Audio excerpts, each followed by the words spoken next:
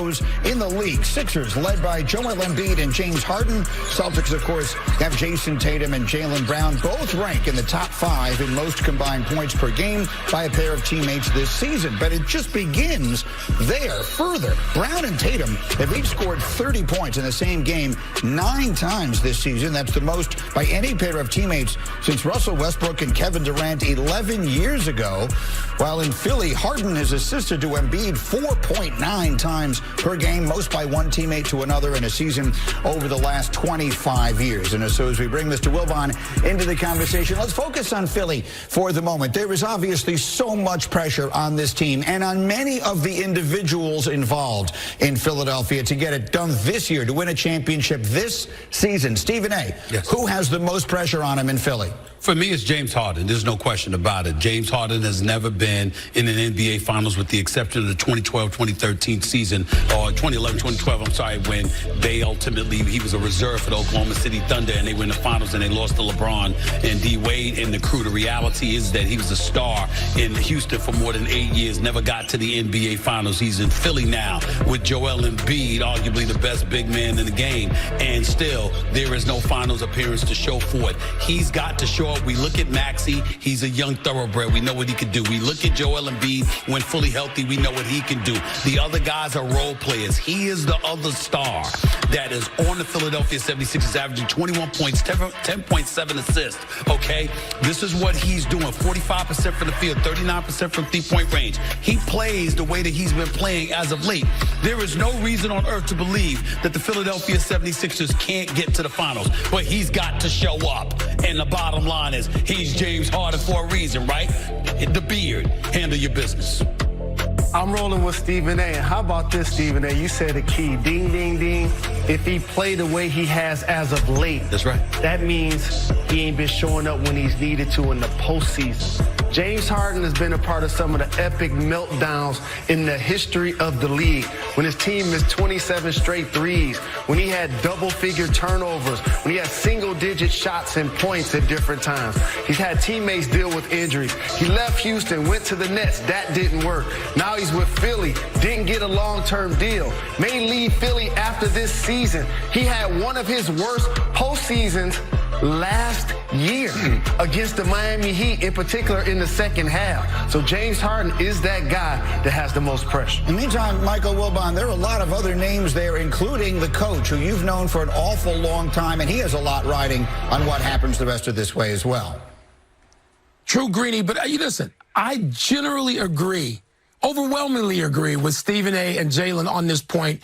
And I think most days I'm going to answer that question, James Harden, for all the reasons they stated. But you know what? Let me make the case for another person on that screen, Joel Embiid, because he's the best player. And in this league, your best player has to at least 2 or 3 times in a series, maybe more, but at least 2 or 3, be the best player. So let's say we get a 7-game series between Boston and Philly, which is what I expect, is what I've been picking in the Eastern Conference. I'm not about to jump off that now. There are times where Joel Embiid, not James Harden anymore, has to match or exceed Jason Tatum. There are times if he goes against Milwaukee in a second-round series or a conference final, he has got to match or exceed Antetokounmpo, not Harden. And everything they said about Harden is right on the money. But at this point, I mean, time moves. Joel Embiid is the best player on the Philadelphia 76ers, and he better be that. Stephen A., you and I voted for him and not Joker last year as the MVP. We know he could be that again. Once you're in that discussion, James Harden not in that discussion anymore.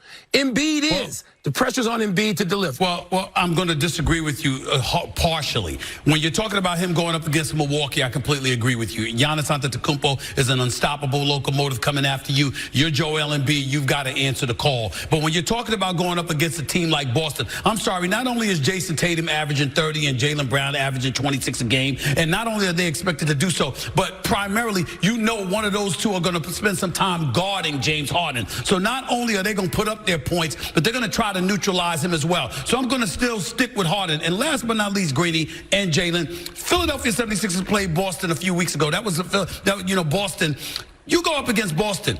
Jalen Brown broke his face that day when he ran into Jason Tatum's elbow, okay? They combined for 16 points. The two leading scorers in that game were 19-point scorers in Brogdon and Derek White, and they still beat the Philadelphia 76ers, even though James Harden had 26 and Embiid had 28. Somebody's got to step up. I know what to expect from Embiid. I hope. When it comes to Harden. The only thing I will say, I will answer my own question with a question. Hey, Jalen Rose, is Doc Rivers back as the coach next year if this team doesn't go to the finals? I say yes. So do I. He will be. Okay, well then I stand corrected. I would have said the coach because I think he's the one who doesn't come back. He's the one who takes the fall if this team ding. With a win over the Warriors last night, the Lakers improved to 3-1 since retooling their roster, adding D'Angelo Russell and Rui Hachimura and Malik Beasley, who led all scorers last night with 25. The Lakers are still 13th in the West. They're 3.5 games and 6 teams out of 6th place, which is their goal according to their coach, Darvin Ham. So how do they achieve that goal? Well, they will likely need to win at least 16 of their final 22 games. Our analytics say they have a 10% chance of doing that and a 12% chance to make a top 6 seed. So, as we welcome Mr. Wilbon into the conversation, Jalen, I start with you.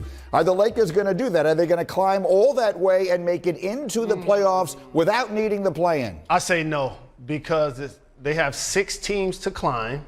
They have 22 games remaining. And LeBron James is 38 years of age, and Anthony Davis, unfortunately, has been injury-prone. Both of those guys ain't going to play in all of those games. Darvin Ham has done a great job with this revamped roster. 5 guys in double figures last night. They're an improved team, but they got so far behind, Greeny, I don't think they got enough time in games to make up enough ground to get to the 6th seed. Mr. Wilbon, what do you think? Oh, Stephen A. is going to get into a frown. He's going to say, Jalen and Wilbon, the Midwest people are ganging up on me. And we probably are, because as I often do, I'm right with Jalen on this. And Stephen A., you and I talked about this yesterday, so we already know where we're coming from. Look, it's not just can they win 16 or 17. I told you yesterday I thought my magic number was 16. Stephen A., the games they have against the teams they're playing, they're not superior to those teams. They are better. I like the lineup. By the way, Greeny, I'm not going with 3-1. I'm going with 1-0. They're 1-0 coming out of this break. Jalen's right. The chances of those guys playing all 22 of those games are sort of remote. But what's difficult to me, even more so, is you're going to climb over all those teams. Remember, they're not just trying to climb over 1 or 2. They got to get from 13th place to 6th place. They're going to win 16 games playing against teams that have urgency themselves. So who are they going to knock out? Okay, maybe Portland falls out, maybe New Orleans falls out, maybe Utah falls out. That still doesn't give them enough to get to 6th. So I think it's unlikely, not impossible. And I'm rooting to see LeBron in the playoffs. I'm going to tell you what my heart is, but I think it's unlikely. Oh, they'll be in. Stephen Well, A. let me say this. Let me say this.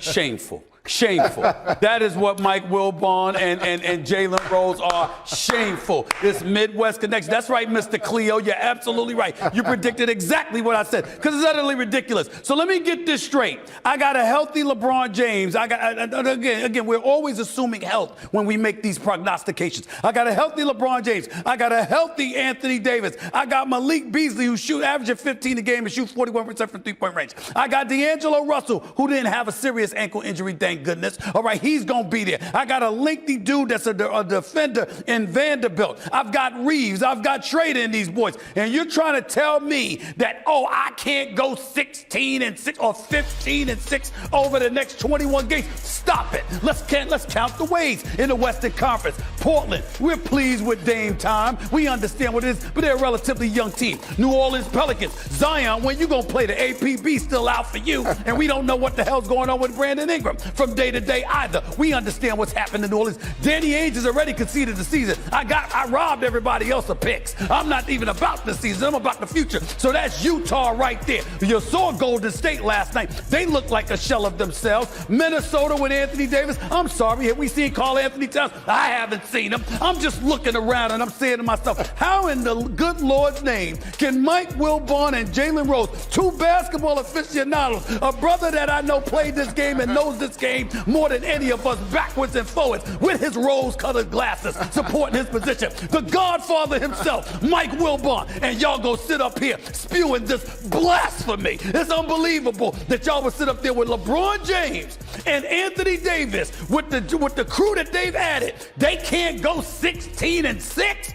Come on, y'all. Stop it. 15-6 because they won one last night. I'm going to ask you. Come on. You just said something that bolstered my argument because you said the Golden State Warriors. Yes. And I know how much you believe. I totally believe. Absolutely. I know you know that Steph Curry is going to come back. That's right. And that's going to be one of those teams that the Lakers will not be able to pass for that reason, in my opinion. All right, you know what? That's a good argument. I can't knock that. And I'll be willing to modify my position with Steph Curry. But I don't like the way that the rest of those guys are looking. But y'all are acting like, oh my Lord, LeBron James and Anthony Davis can't go 15-6 over the next 21 games. Come on. I got to ask one more follow-up question. Of those 22 games, how many you think Anthony Davis gonna play? I think, you know what? I'm gonna throw the number 15 out there, but let me say this. I think Anthony Davis or LeBron James will be on the court for the Lakers for the next 21 games. Darvin Ham said they will have no more load management. Real quickly. Go ahead, Michael. But real quickly, here's the thing. Stephen A., we grant you, and we shouldn't, Portland, Utah, we okay, but you still didn't name enough people to get from 13th to 6th. The problem is not the teams you took out. You get a little generous. I mean, you know Golden State is going to rebound with Steph Curry. Wait, let's not bring that up after last night. Okay, here's what I can read exactly what's going on here, gentlemen. The Lakers got the win they needed last night against the Golden State Warriors, cruising to a victory thanks in part to 25 big points from Malik Beasley. He's given the Lakers the floor spacing that they simply didn't have prior to the trade deadline, the shooting that they've needed. But it's what he said after the game that fans should be truly excited about. Here's Malik Beasley after his big night. Oh, definitely being a guy. You know, we're deep as a team. We got starters coming off the bench. And just the fact that D-Lo didn't even finish the game, like, we got so many threats. And like you said, AD and LeBron didn't get going as much as they wanted to tonight. But, you know, we're deep. And I think that's the statement we want to make. So if it's not one player, it's going to be another player any given night. We've got starters coming off the bench. The Lakers have depth again. That's what the moves at the trade deadline provided them. I mean, look, as Beasley mentioned, the Lakers, they didn't even get a good performance out of LeBron James or Anthony Davis. LeBron, 5 for 20 from the field. AD, just 12 points, not 12 rebounds. I'm not saying they were completely ineffective out there, but you had subpar performances out of both LeBron and AD, and D'Angelo Russell got hurt at the beginning of the game, barely played just 9 minutes for D'Lo, and the Lakers won the game. There is zero chance the Lakers are winning this game with the roster they had pre-trade deadline if you got these performances out of LeBron and Anthony Davis. It simply wasn't happening. The margin for error is now higher for the Lakers. You didn't get a great LeBron performance. You didn't get a great Anthony Davis performance. You didn't even get D'Angelo Russell, and yet the Lakers have so many other guys who can step up. 25 points, 7 for 11 from 3 from Malik Beasley. Call him Threesley at this point. And then Austin Reeves, 17 points from him on a perfect night. Did not miss a shot from the field or the free throw line. You had Dennis Schroeder chipped in 13. You got a double-double out of Mo Bamba, 10 points and 13 boards. You have a number of guys who can chip in for this new-look Lakers team and get the job done. They are versatile on both ends of the floor, and you don't know who it is that's going to go after you on any given night because they have so many different guys who can step up with the depth that they've got now. Now, it was a great night for the Lakers, not just because they beat the Warriors. Getting a win for the Lakers, pushing a loss onto the Warriors record, those are important things. But they also got some help from around the league. We saw the Pelicans lose, the Grizzlies, the Blazers, the Thunder. They all lost. Look, the Lakers are playing better basketball. They're 3-1 since they brought in their new pieces, which is what we need to see. But the Lakers also need some other teams around the league to lose games. They got that last night. Now coming up tonight, another opportunity for some teams to lose games. The Lakers not in action, but what you would like to see if you are a Lakers fan, ideally, you're going to want the Wolves to lose to the Hornets. Unlikely to happen, but you never know. the Thunder to lose to the Suns. Now, the Suns don't have Kevin Durant, but the Thunder are on the second night of a back-to-back after losing to the Jazz last night. So hopefully that one happens. You'd like to see the Warriors lose to the Rockets. Again, Warriors on a second night of a back-to-back, but they got to rest players quite a bit in the fourth quarter because the Lakers were blowing them out. The Rockets, not a good team. They are tanking, but you never know. The Warriors are a depleted squad right now. And then the Clippers lose to the Kings tonight. Russell Westbrook's Clippers debut. Are the Lakers realistically going to catch the Clippers? Probably not, but let's be petty. Lakers Nation, give me your thoughts in the comments down below. What do you think about the new look Lakers and the depth that they suddenly have on the roster? Till next time, everybody. See ya and stay safe.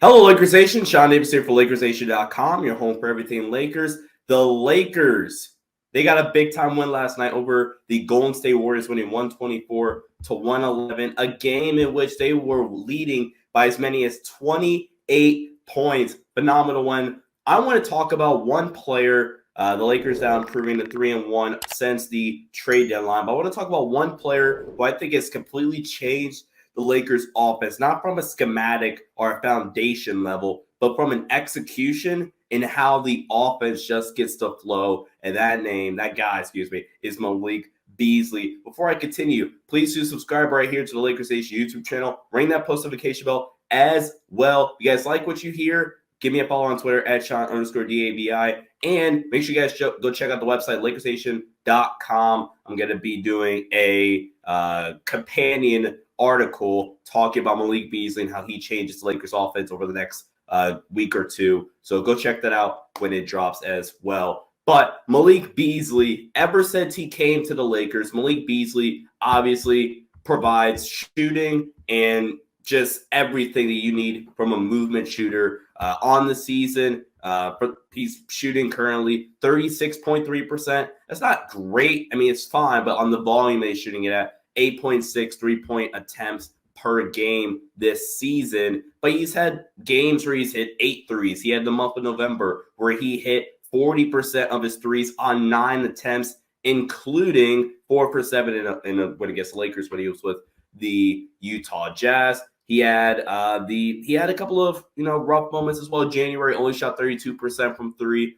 But ever since he became a Laker, which is all that really matters, we talk about Malik Beasley. Malik Beasley provides the two biggest things. It's the shooting ability and it's the off-ball shooting ability, moving-wise, without the ball, but also in transition. So a few stats for you all here. Malik Beasley this season, or with the Lakers at least, he is shooting 45.8% on all catch-and-shoot jump shots with the Lakers, right? And 47.8% when it's a 3-point catch-and-shoot 3. On wide-open catch-and-shoot 3s, he is 63.6%, which ranks in the 99th percentile in terms of points per shot attempt per synergy. And then you want to look at the other thing that really pops out from Malik Beasley. He is elite in transition. He is in the 100th percentile, small sample size, only 15 possessions, in terms of transition points per possession, He is 70% from 3 in transition. So his ability to leak out, run in transition, and stop and pop and knock down shots from guys like D'Angelo Russell, pass from D'Angelo Russell, LeBron James, Dennis Schroeder, Austin Reeves, from the playmakers to set things up for him. His ability to catch and knock down shots for the Lakers has been monumental. But more from a scheme standpoint now, the Lakers can now run more of their 5-out offense, kind of how the Milwaukee Bucks did, especially when Darvin Ham was under the Mike Budenholzer regime, the blended 4-out, 1 and 5-out offense that involves a lot of step-up screens. They now can go with the delay action now, delay Chicago or delay Zoom, which are also here called as well, where basically the big pops up. You have a down screen in the corner into a dribble handoff. And now because it's Malik Beasley and not Lonnie Walker, who teams are less scared of from a shooting standpoint, now as Malik Beasley, you have to lock and chase over the top and try to dissuade a 3. And now Malik Beasley can't get down. That's how he got the lob to Anthony Davis, I believe, against the New Orleans Pelicans. So now the offense just completely opens up for the rest of the Lakers now. And that's why you have games last night, where the Lakers had 42 made field goals. They had 30 assists last night.